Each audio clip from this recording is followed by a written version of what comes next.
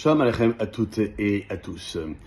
On nous explique que la mort de Sarah suit immédiatement le récit du sacrifice d'Israël lu dans la paracha de Vayera la semaine dernière en Daniel Monté.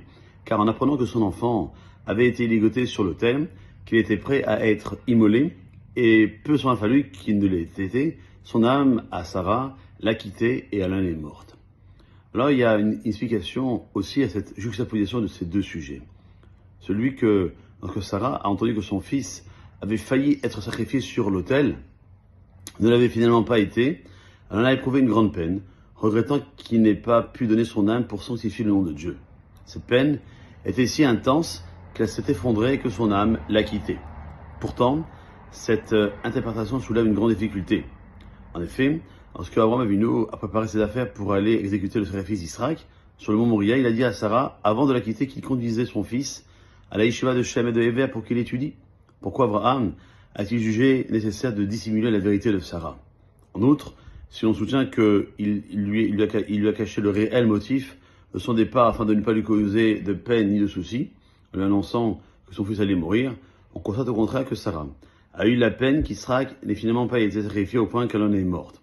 Cela laisse entendre que si Abraham lui avait révélé qu'il partait pour sacrifier Israël, elle se serait beaucoup réjouie de son sort, d'avoir le mérite insigne que son propre fils soit offert en holocauste devant Dieu.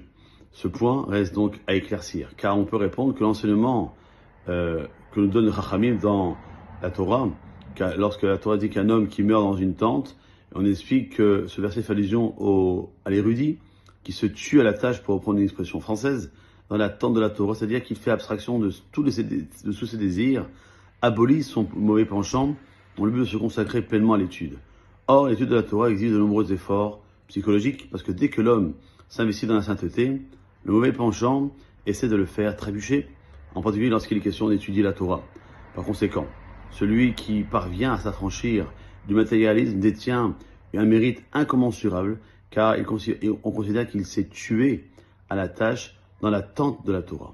Et Abraham a donc choisi de présenter ainsi les choses à son épouse afin de lui annoncer les événements de manière douce, tout en transmettant également un message à toutes les générations suivantes comme la nôtre, que celui qui sacrifie tous ses désirs dans le but d'étudier la Torah est comparable à Israël au moment où il a été ligoté sur l'autel et que sa récompense sera inestimable.